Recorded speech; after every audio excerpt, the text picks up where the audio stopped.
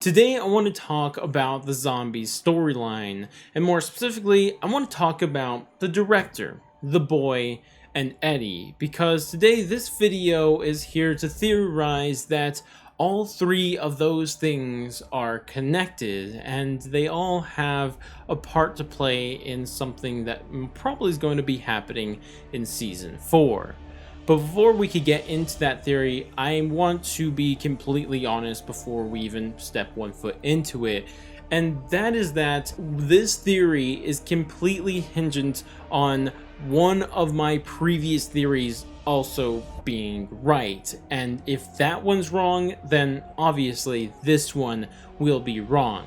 And normally I wouldn't like to make a theory on top of another theory, but honestly, if this one turns out to be true, then it would be a pretty huge call. Not to mention also there is some new information that we got that further backs up, or at least what I would say backs up my previous theory even more, but we'll get to that as we get to that. But with all that said, I think it's about time we jump into this theory. So the reason we're even able to expand on my previous theory is because of a brand new radio inside Season 5. And what I want to do for you guys is play it through its entirety, and then we'll come back right after that.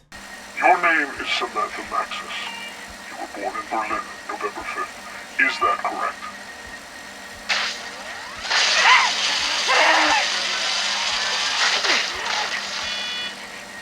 Is that correct?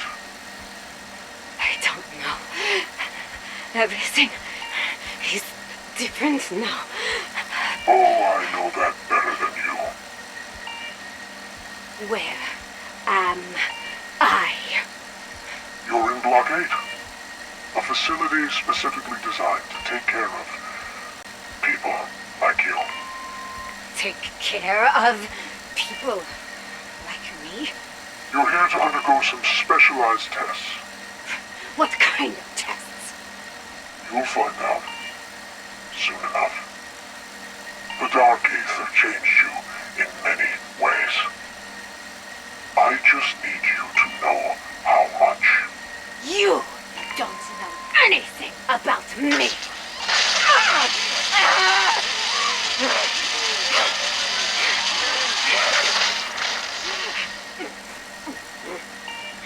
Really? I think you're going to be very surprised. So I'm sure everybody after hearing that could just tell this radio is incredibly significant. But what I want to do now is go through it bit by bit and kind of show you guys exactly where I'm coming from with this theory. And the first place to do this is actually looking at a line or two from the radio, and how they go is like this. The director says, "Your name is Samantha Maxis. You were born in Berlin, November 5th. Is that correct?" And Samantha replies, "I don't know. Everything is different now."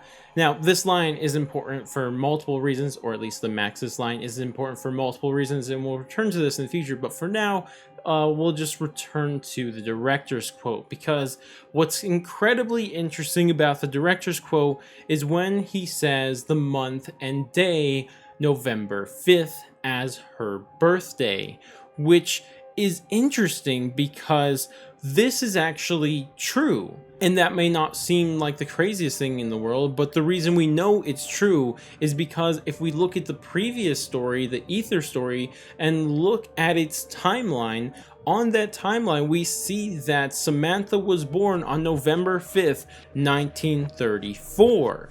But one thing you have to keep in mind is that what happened in the previous universe. That information is from that previous universe. So not many people should know about that information, that she was born on November 5th.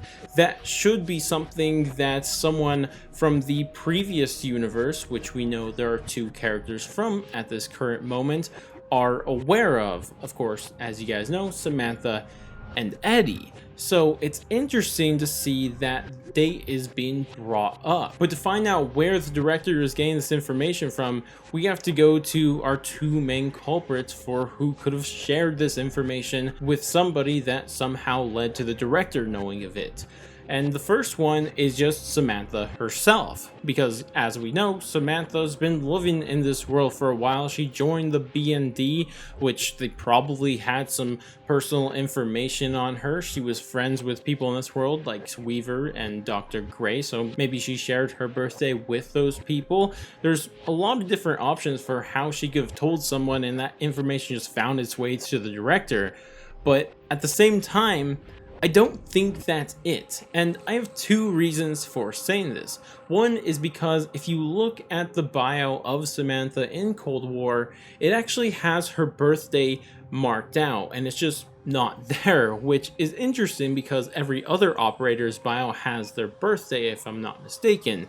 So it's interesting that hers is blacked out. Like, why would her birthday be marked out but nobody else's? And this alone makes it seem like there's something a little bit more, but really it's not enough, right? Because just because a bio is marked out doesn't mean too much. But what I really think is significant to this is my second reason, and this is the response Samantha gave in this radio, because after asking if this information is correct by the director, she says, "I don't know. Everything is different now." So this makes me question if she even knows that this is her birthday. And the reason I say this is not only because of this, but other information we know. Because what we heard from Dr. Gray and Maxis in a previous radio is that Maxis doesn't remember anything before the orphanage, which may even imply that she doesn't even know her own birthday, and that she doesn't even remember anything from the previous universe. I'm no stranger to memory loss. My childhood is almost a complete blank. But that doesn't mean I don't know who I am and what I've done. You really don't remember anything prior to the orphanage? Who looked after you? Before? After? And if this is true, there's no way that she could have shared the information of her birthday being on the 5th to anyone else, because she doesn't even know.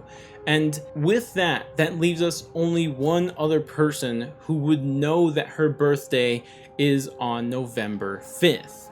This, of course, being none other than Eddie himself. And it's pretty obvious why he would know, because he was from the previous universe. He was in the house with Samantha, and they probably told each other's birthday, and that's probably how he figured out and carried that information from the previous universe to this one. And this brings a lot of suspicion to the director possibly being Eddie. But at the same time, I don't think that this is solid by any means, because even if it's Eddie that shared this information, there's still too many variables in the way. Like, we still don't know. Maybe, yeah, sure, she doesn't remember anything before the orphanage, but what if she just randomly remembers her birthday? Or even if it is Eddie that shared this information, it doesn't mean that Eddie is the director, because we do know the director is working in some sort of group with people, as we learn from the Maurer Toten and the cutscene. So maybe it's not the director directly, or someone else that Eddie is talking to the director, something like that. But either way, I think there's still more to this story, and it's interesting because it continues just after the conversation we've been going over, and this is why we're coming back to that Maxis quote. Of course, this is in response to the questions that the director was asking her, where she says, "I don't know, everything is different now." And the director replies with, "Oh, I know that better than you." And of course, you could take this a couple ways. You could just say, well, the world's just different now that the Dark Aether is trying to do all this stuff. The world's just different. It's crazy. The world's crazy compared to how it was not too long ago. Or you could think of it in that Eddie remembers the previous world, and now they are in this new world, and that there's just so much difference between these two.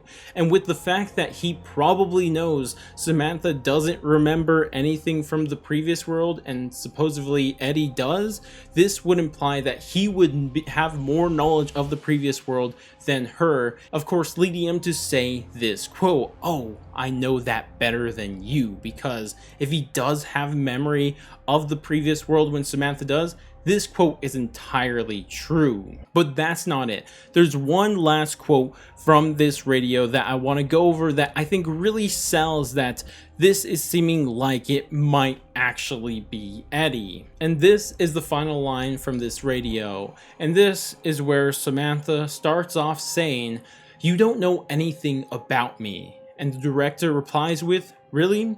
I think you're going to be very surprised." And of course, this would imply that the director is more familiar with Samantha than Samantha actually realizes. And let's be honest, how many people do we know of that Samantha may have a close relationship with in the past that is someone that would say something like implying that they know them better than they realize? And of course you could think of Weaver, but obviously the director's probably not Weaver. It's not going to be Gray because she hasn't known him that long. It's not going to be any of the people from B&D because they're all dead. And this really only leaves one last option. Of course, none other than the director being Eddie. Well, doesn't that tie it all up? That's it, the director's Eddie. It's going to be a crazy reveal in the future and all that stuff. Well, I want to actually pump the brakes here because what I've told you thus far is stuff you've already known, right? This is stuff everybody's been saying.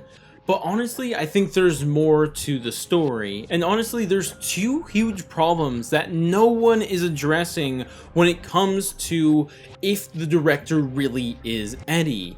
And the first thing that I think we should all mention is if the director is Eddie, why does he know anything about the Dark Aether? Like, think about it. He knew about the Forsaken and the One, whatever you want to call him, before anybody else.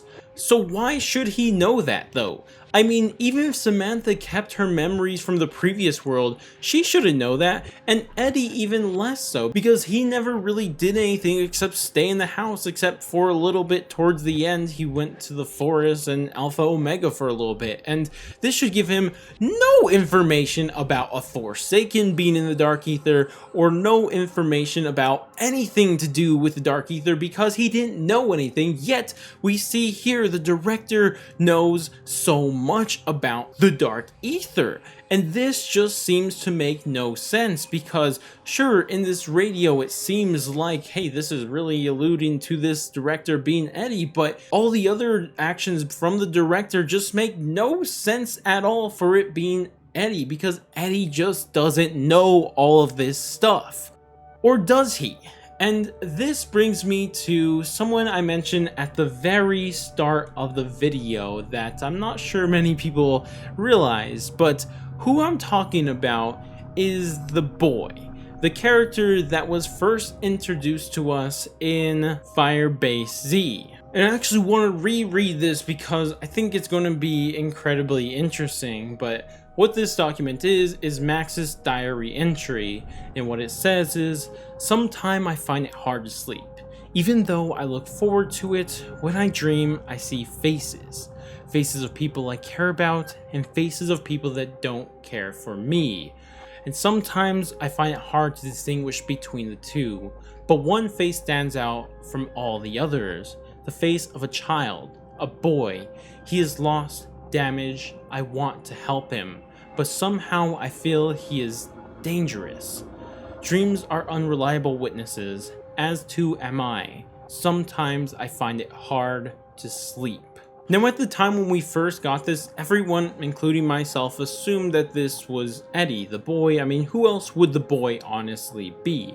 But the problem with the boy being Eddie is that we later learn that the boy died in a fire. And this isn't a radio that we hear a conversation between Maxis and Weaver. "You've been to hell before though, Sam. We both have. I was never going to leave you there to die." Like you did the boy. "That's not fair, Sam. That was a different situation. We both did all we could." But not enough. He's still dead, isn't he? We learn more context to the situation with this boy and how he died, and how Weaver and Samantha both feel, I guess, guilt for it happening through a diary entry from Samantha where she knows Weaver is reading through them. And what it says is, Diary Entry 9. I remember waiting for your call. 10, 11, 12. The phone never rang. Instead, I saw news of an explosion on TV. I couldn't sleep. 3 a.m. I heard a knock on my apartment door. You gave the key word and I let you in. We never met face to face before. I was in shock to finally meet you. You were in a bad way. I did my best to dress your wounds, but it was the first and only time I ever saw you cry. You mumbled something about not knowing, about how sorry you were. You torched the place to cover your tracks after the hit. You said the boy was supposed to be staying with his mother, but he wasn't. He was there, in the house, while it burnt to the ground. And this kind of threw a wrench into everything. I mean, the entire theory of the boy being Eddie, it just seems like it's thrown out the window, right? Because the boy is dead, and that rather means Eddie is dead, or Eddie was never the boy to begin with. And considering that we think the director is now Eddie, it kind of seems like something weird's going on here. But actually, I don't really think so. And this is where the theory within the theory comes in, or maybe an expansion on my previous theory, because I actually made a theory about the boy not actually being dead this entire time, and in fact the boy being Eddie still. And I'm going to kind of summarize it here, but if you want a further explanation, I'll link the original theory video on the screen right now. You guys can click on that, watch, and then come back to this point of the video because it'll make a lot more sense. But for the people who can't be bothered to do so, let me quickly summarize. So, as I mentioned, everything thus far that we know for a fact with the boy. Samantha's been having dreams about this boy, and also Weaver seems like he killed the boy by lighting the place on fire, which isn't great, you know, burning children to death, but, you know, it is what it is. But to summarize the theory, how it goes is based off first the facts of the information that we had. Is first that we do have the conversation between Maxis and Weaver, and this is where we hear the back and forth between the two and how the boy was left there to die and stuff and burn. And then we hear the document where we hear kind of Weaver's thoughts on the whole thing and how he didn't know the boy was there, and when he lit the place on fire and kind of let the boy just die, right, and kind of burnt him to death in the house, which is pretty unfortunate. But that's where my theory picks up. And my theory is that that boy actually didn't die, and instead he was in some way pulled into the Dark Aether. And my reason for thinking this is because of another document that we got during the second Outbreak main Easter egg, and it's this document here called the Child's Note. And what it says is, "This is my best friend, Mr. Peaks. Mr. Peaks is always watching. Mr. Peaks likes to play hide and seek. Mr. Peaks lives in my hat. Mr. Peaks always tells the truth. Thank you, Mr. Peaks. You'll keep me safe in the dark place." And I'm sure you guys are aware why Mr. Peaks is significant, because Mr. Peaks is the bunny in the mystery box, and also a being that we know is in the Dark Aether. But how do we know this is connected to the boy character? Well, obviously the document's called the Child's Note, and what I think is a smoking gun here is if we look at not what the document says, but at the document itself. Because you can also see the document of a drawing of the rabbit, or Mr. Peaks, but if you look at the edges of the document, you could notice that it seems like these edges are burnt. And it's interesting to me that these edges would be burnt when we just at the exact same time had this document and radio talking about a child being left to burn.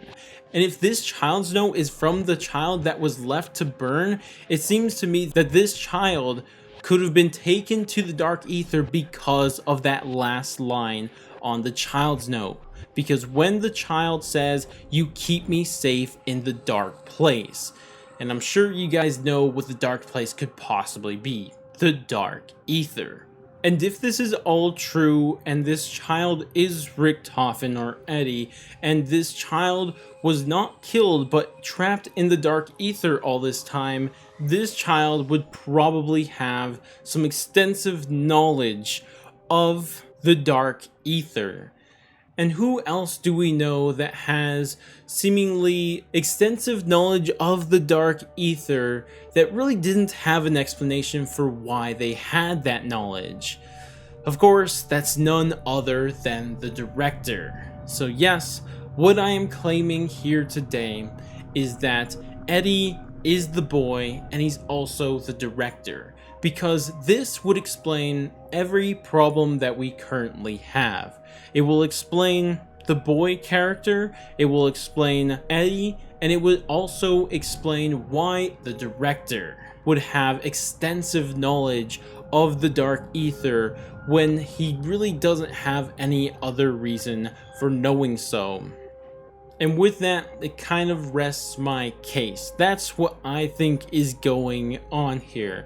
Yep, I'm here to agree with everybody that I think it's pretty likely that the director is Eddie at this point, but I feel like they're leaving out a character there, and that's none other than the boy character or the child character, and I honestly think they're both connected, as you can tell throughout this theory. But of course, as I mentioned at the start of this video, that there are problems with this theory that I just don't really have enough to back up certain points here and there, as I'm sure you guys have noticed throughout the video. But I'd love to hear what you guys think about everything I had to say here today.